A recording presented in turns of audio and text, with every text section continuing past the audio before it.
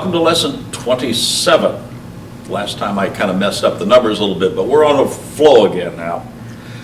We talked about making ornaments, and to do that we needed a customized tool. So last lesson we made the tool.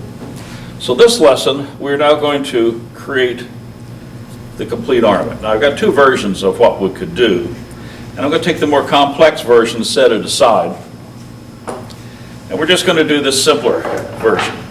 So it consists of three components: a hollowed out redwood disc, and a finial. They'll fasten both into the bottom and into the top with a little wire hooked through it. So what we're going to do is go through the process of making this. Well, the first thing we're going to do is make this hollow disc. So let's set these things aside for a second. And we're going to use a piece of redwood burl. Later we'll be using a piece of ebony finial material and doing that. So I've already put a tenon on this, and we're going to put it into the 4-jaw chuck like this. Generally I make it long enough I can cut 2 or 3 of these pieces at the same time. It's always kind of nice to be able to make multiples. So to do this, we're going to need a number of tools. First of all, my old roughing gouge, which is a converted deep fluted gouge. For shaping, a normal shallow fluted gouge. I'm going to have to do a little bit of skew work, and definitely on the finial I'll do a lot of skew work, and we'll use this skew. And I'm going to have to make a tenon, and I'm going to use the wider parting tool to create the majority of the tenon, the thinner parting tool to take things apart, and the tool we made last week for doing the hollowing. So this is a series of tools that we're going to be employing. In addition to that, of course, I'm going to have to put a hole through it, so I have a Jacob's chuck already set with a 3/8 bit, which is the one we're going to end up using in a while. So let me put these out of the way. Clear up our working area here just a little bit. And we're ready to go to work. So what I have here is a tailstock with a life center in it, which I will use later for the finial portion. I don't need it right now for this portion. So small tool rest, speed 1500-1600 seems to be okay. Now I'm using redwood burl. Redwood burl is a fairly soft wood. And as a soft wood, it's going to hollow very, very easily. So what I'm going to do is create half of my curve here, start the back half a little bit, and I'm going to do as much of the back as I possibly can before I have to part it off, because if I can complete this side and get it sanded and everything before I part it off, it'll make it a lot simpler for the next stage of getting this cleaned up. So let's turn this thing and see where we go. Running pretty true, so basically I'm just going to start shaping my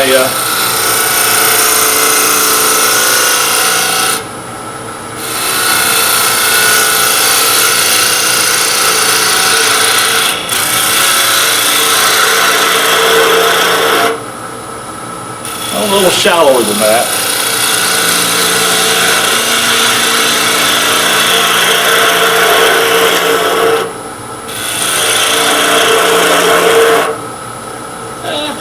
Good.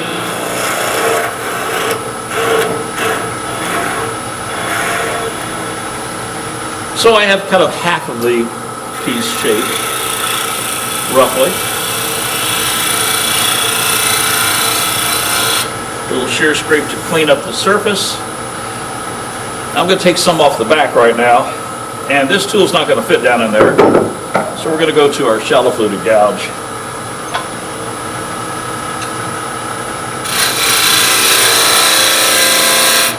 Complete the curve on the back side.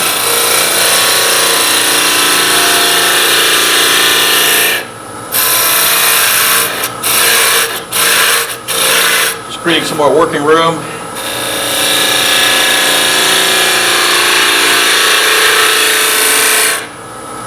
I like it a little smaller than that, so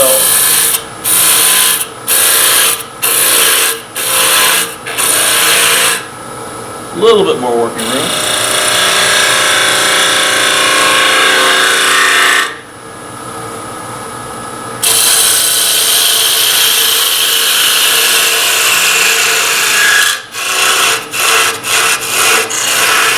The more I can take off of the side, the more sanding I can do to complete this side before I actually have to part it off.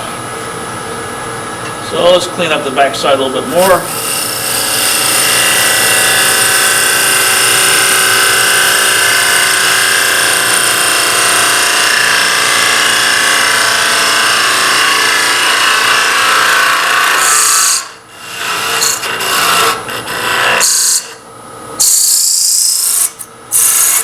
Redwood out of the way there. Working at creating more room to get this tool in.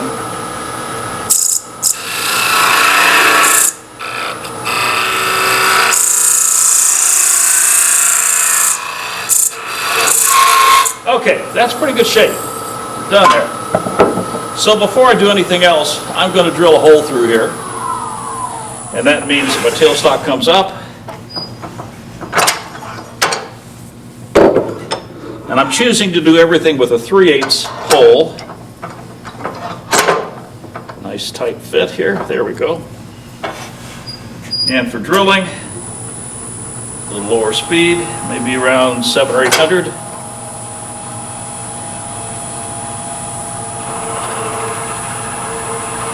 And I'm going to go all the way through.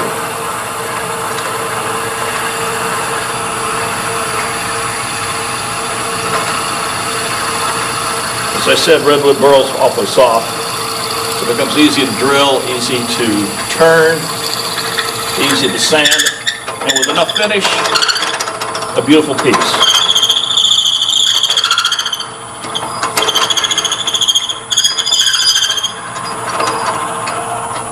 And also reminiscent of something from California.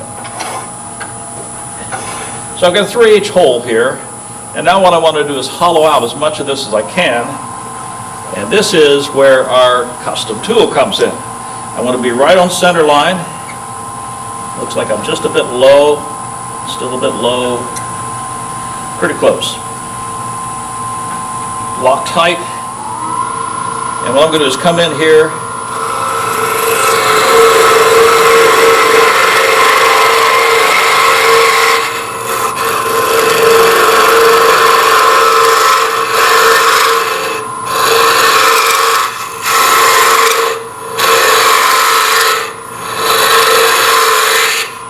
Much self-extracts, and remember, because of this curve, when I hit the bottom of that curve, I'm over here about as far as I need to go. I'm just removing wood to reduce the weight. So let's check it one more time.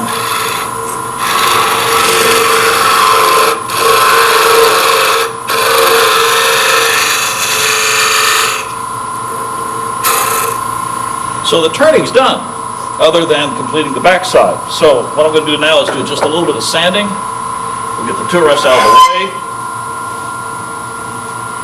And I'm actually going to start with 180 grit.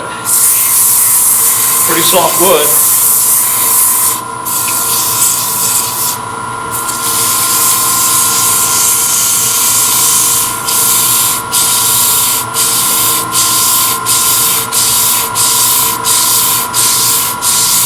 Because the back side was not as nicely done as the front side, it took a few more strokes of the sandpaper to clear off that back edge.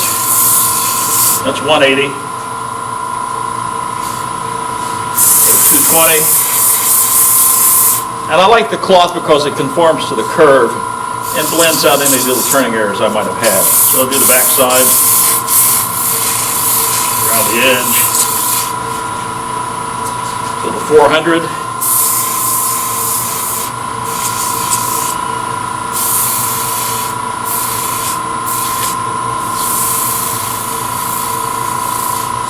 And lastly, I like to use a little bit of steel wool.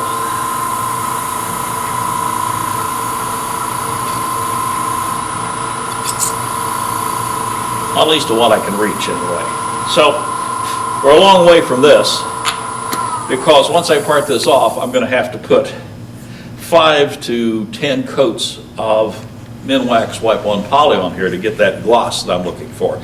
But I'm going to do that off lathe and just support it on a rod when it dries. So now, part off the back side, and then we're going to have to clean up the rest of the back side. So let's get a thin parting tool.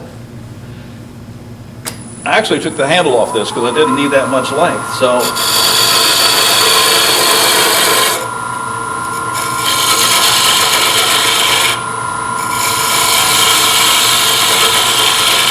now what I'm doing, besides just parting off, I bring that tool around the face of this on the side and actually doing a little bit of shaping with this at the same time. I'm coming around and trying to complete that curve as best I can.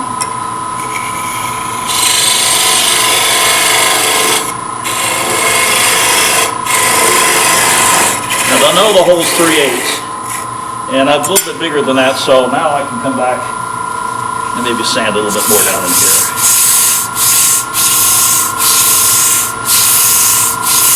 180.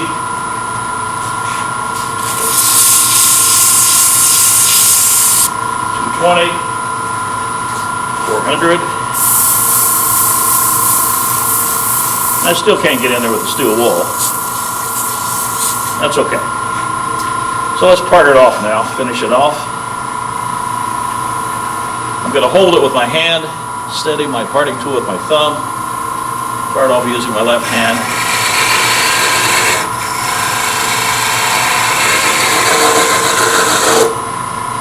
And all I have to clean up is this little area right in here, because I got all of this sanded pretty well done. That's not a bad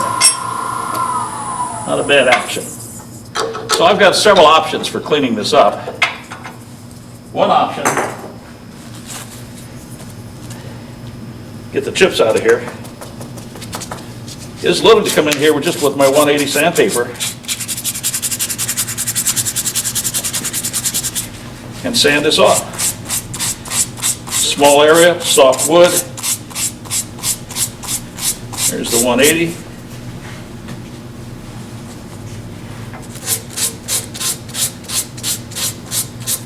There's the 220, 400. And all I'm doing is cleaning up that one little area in there, and that didn't take long at all. And now, with my 4/0 steel wool, I could do this whole back side. And that piece is ready to go to finishing. So there is my little flying saucer redwood disc. And I'm going to decide which side I like down. Probably the more curved side may go down. So this probably is the order in which I'll use it, but I'll decide that later. So that part's done. However, had I had difficulty getting in here and cleaning this up, I could have rechucked it. And a little device I made here, this fits into the jaws, this slides onto here, this is a piece of sandpaper to keep it from slipping around, and these screws on the outside hold rubber bands, which I could pull up over the edge, several different places to hold that down so I have access to working this area here. Fortunately, I didn't need to use that today, but I've always got this in the background in case I do. So, globe is done. Next thing to do is the finial. So we'll set that aside. We're going to take off the chuck and go to a different one. I want smaller jaws. So the fastest way is just to change to a different chuck. And what I'm using for a finial is a piece of ebony that I've cut into something a little over 1/2 inch square. I'm not quite sure what the size is. And I'm going to hold it loosely. Bring my chuck over. Install my live center. Now this is the one-way live center system, but I actually went onto my lathe and filed this point down to be a little sharper than what normally comes with it, because I would like to hold like that and have as much clearance as possible. So that looks pretty centered in that plane. That looks pretty darn centered, and now I'm going to tighten. Really good. Done. and I'm going to drive this point in, so I'm working between centers. And here's going to be my finial, and this is why the sharp tool rest. So back to my roughing gouge. I'm up to about 2,000 RPM for this one. So this is just roughing out and making it round.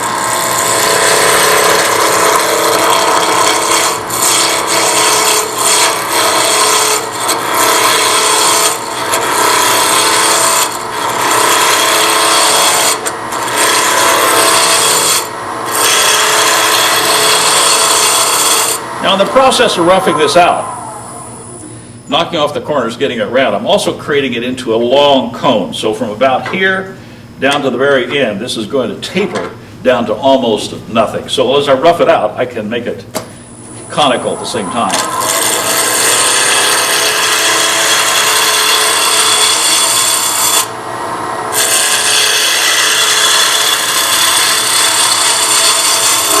How do you taper something? Well, one thing you could do, you could set the tool rest at an angle and follow the tool rest. The other thing you can do is slow your cut down as you move towards the narrower portion. In other words, cut longer at each area. Number three, you could push harder as you get to the narrow area. I don't want to do that. This is going to be pretty small. So I'm doing a little combination of turning the tool rest a little bit and reducing my cutting speed.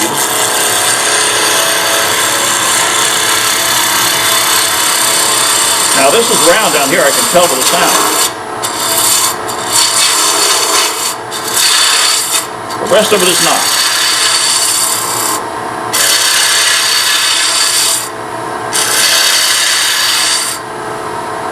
Now I'll cut the other way.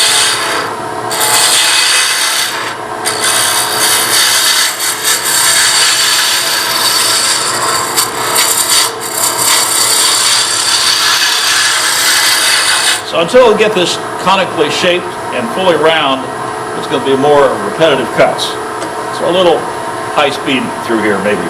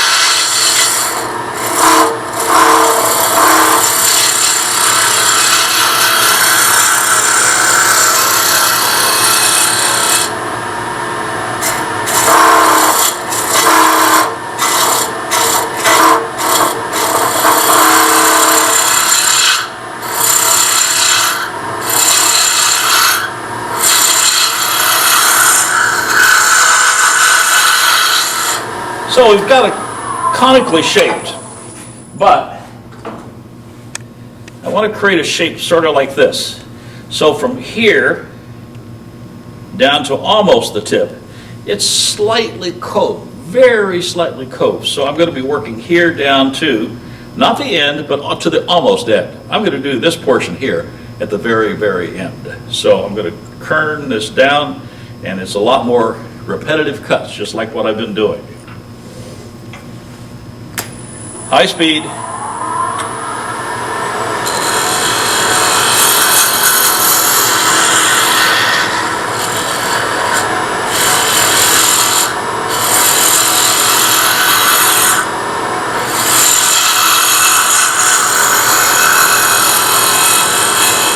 So from about here to here, I want to cove this a little bit like that.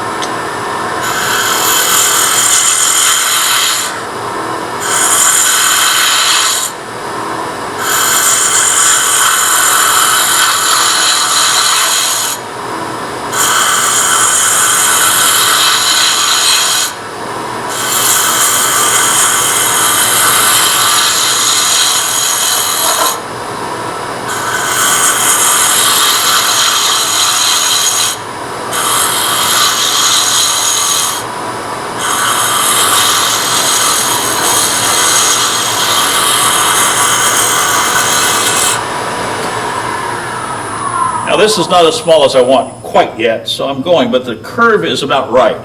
Came out pretty easily this time. At home many times, because of lighting, I'll actually end up using meg eyes, another set of magnifiers on top of these, in order to be able to see closely, especially on the more complicated shapes. So I'm going to bring it down just a little bit more, and then we'll start cleaning up some things.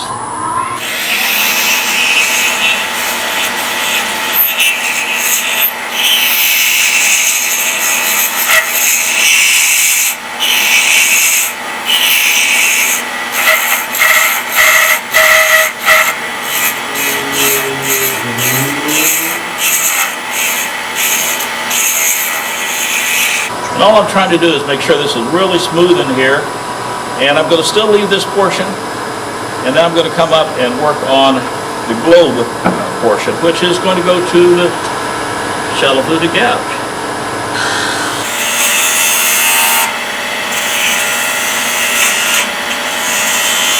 I'll finish that off. That's that. Now we need a bead, which is going to go about to here. So that's a bead. Not yet.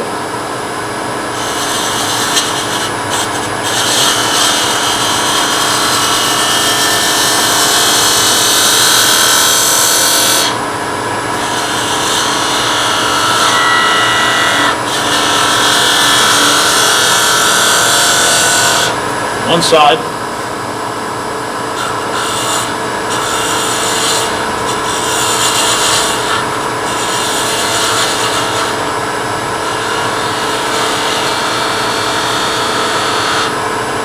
Other side.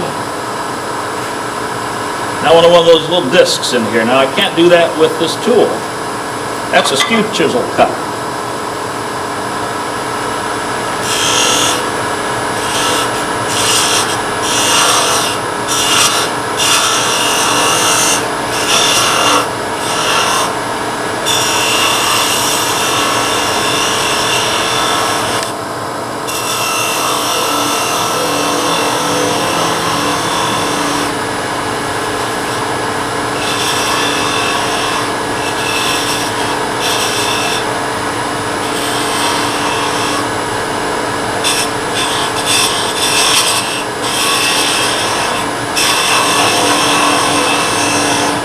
Almost there.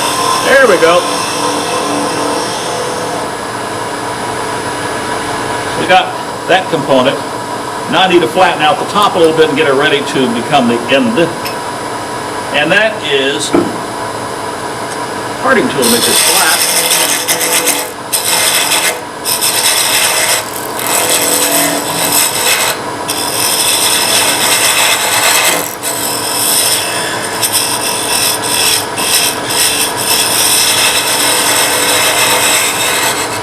Okay, now I need to clean back up in here. This is not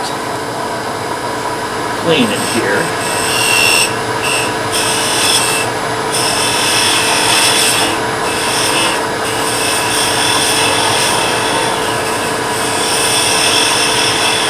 There we go. That looks good.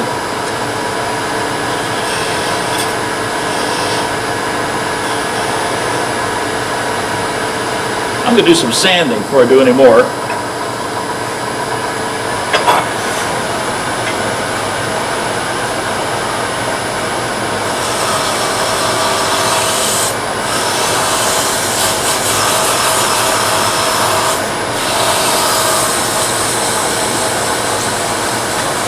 Lighting working with ebony is really, really important. At home I have some really bright lights over the lathe. That helps a lot.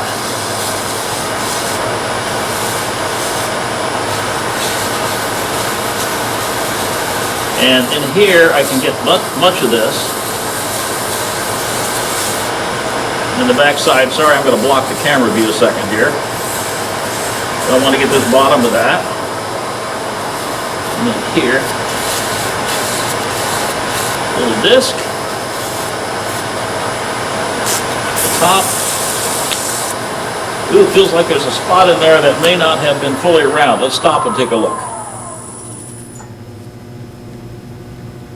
Yo, little tiny spot.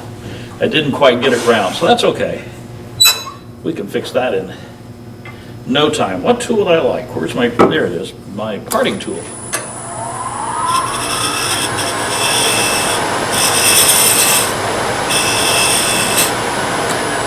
Let's see if that got it. Yeah, there just was a little tiny flap. So let's go back to our sandpaper. 180 again. It's a little too much paper.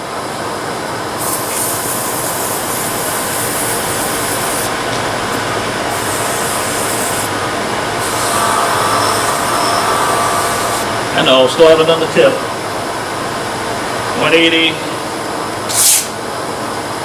220.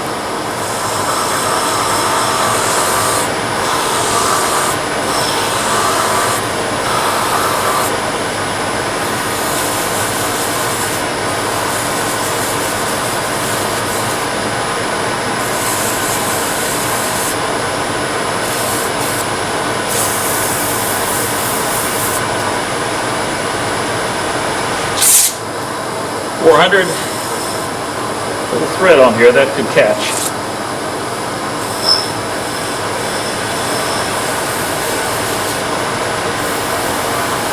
Begin to shine a little bit, but it won't shine until I get the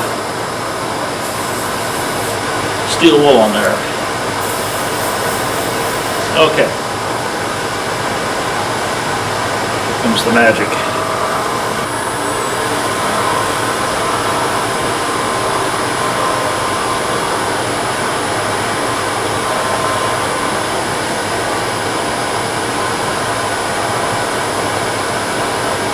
Steel wool and ebony work really well together.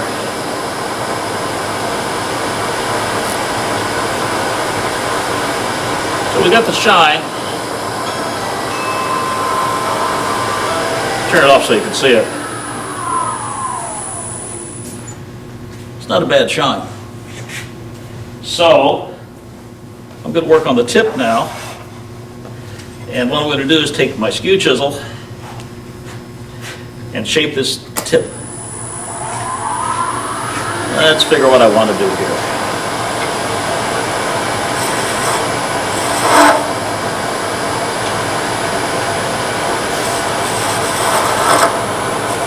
Okay.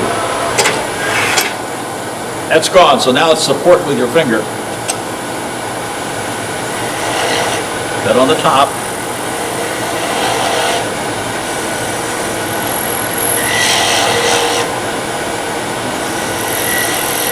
And the end has to go away because it's got a little hole in here from the live center.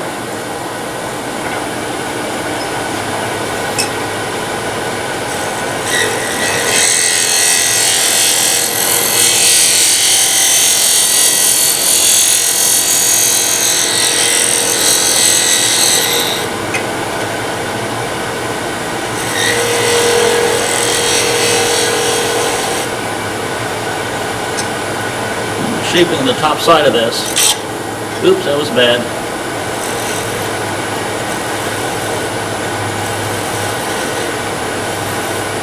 That looks okay. All right. Back to our sandpaper.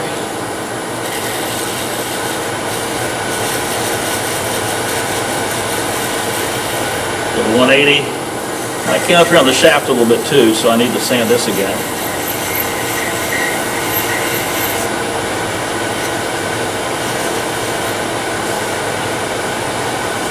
.220. I picked up the piece that still had the numbers on it so I could tell.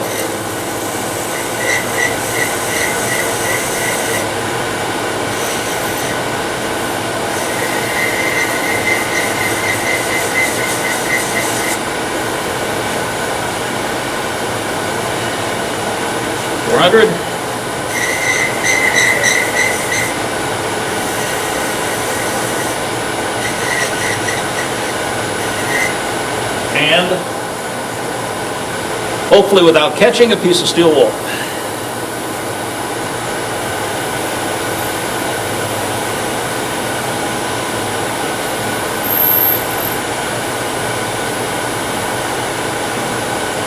Now if I used a little polish on here, a little bit of plastics polish, or something like Triple E, I can bring up the shine even a little bit more, but that's just a matter of polishing. So let's finish it off on the top end. I need to create a tenon that fits into this hole. That means I need a tenon that's 3/8 inch in diameter. There's my 3/8. And I'm going to use this, not that tool, large parting tool.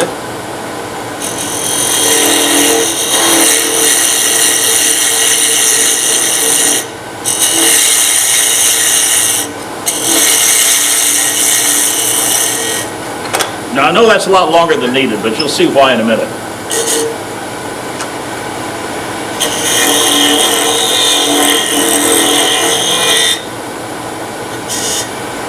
Getting close. There we go.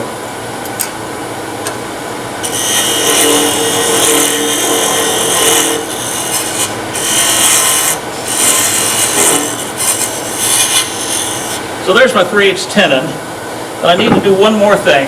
I'm going to use my small parting tool. I'm going to undercut this top portion here a little bit, holding the tool at an angle.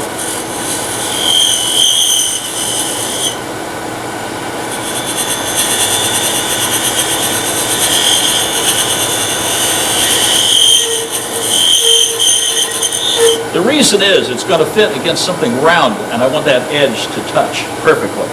So now we're going to part it off. And this takes care of the bottom portion.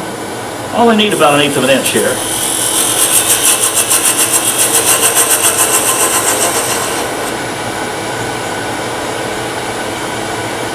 That portion is done. But I now have to make this piece that goes into the top. That's why I have this extra tenon on here. So now look what I'm going to do here. I'm going to loosen this. I'm literally going to turn it around and grab it by that protrusion. And there's my chucking for the other side. Now, because I haven't turned that around yet, I'm going to put that down here where I can remember it this time. I'm going to bring the tailstock up again, simply for support, until I've got this round.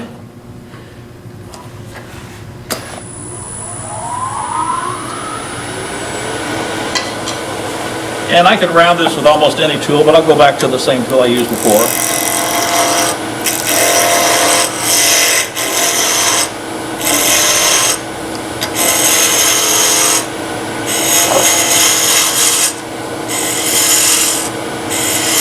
Okay, I need about 1/3 of that. So I'll cut off what I don't need.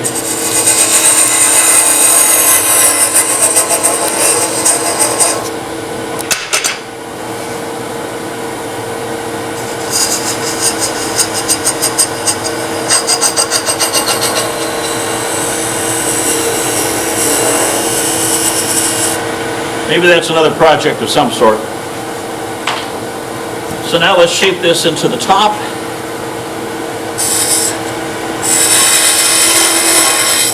Any shape will do.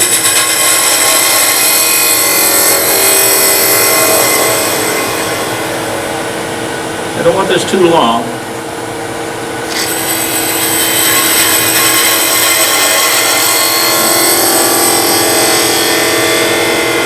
Nice dome works fine.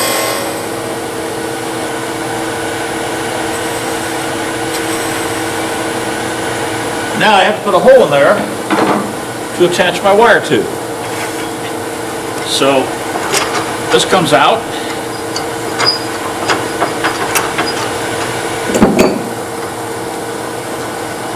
This starter drill goes in. Because it's a rounded surface, I need a stubby in here just simply to create a starting spot for a little 1/16 inch drill I'm going to use next. And that's all I need, just that much. But now when I put the 1/16 inch drill in, it will easily center. So this guy goes away. And I have found a 1/16 inch drill bit just exactly the right size to accommodate the wires that we're going to put in a minute. And with small bits, it's important that we actually get it centered properly in the chuck.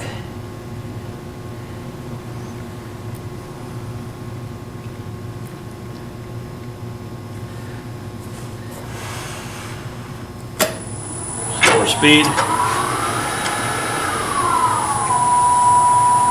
That doesn't look centered. There we go, that's better. Is that better?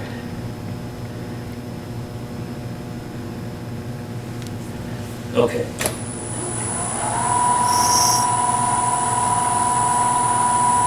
I'm going to go all the way through.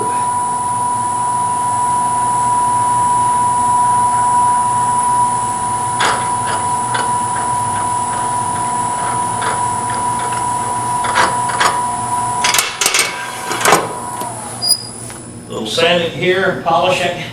And this piece will be done. I'm just going to hit it with steel wool for a second here, but you understand about sanding and polishing. And so I now have all the components. I didn't lose the key this time. I thought I did.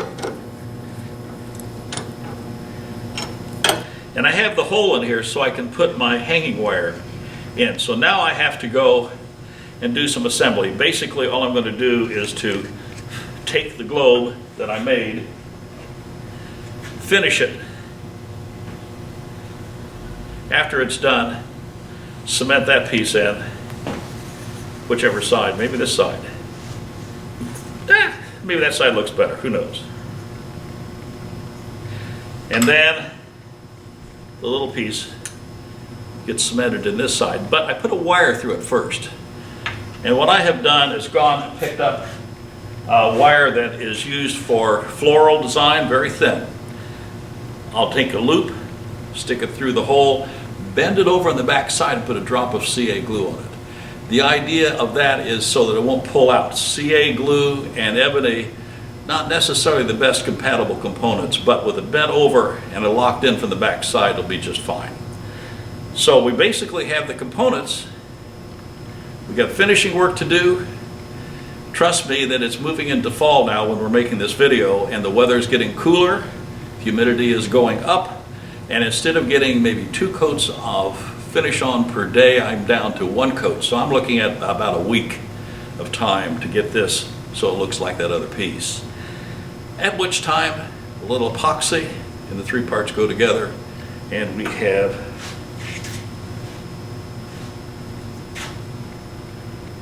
this.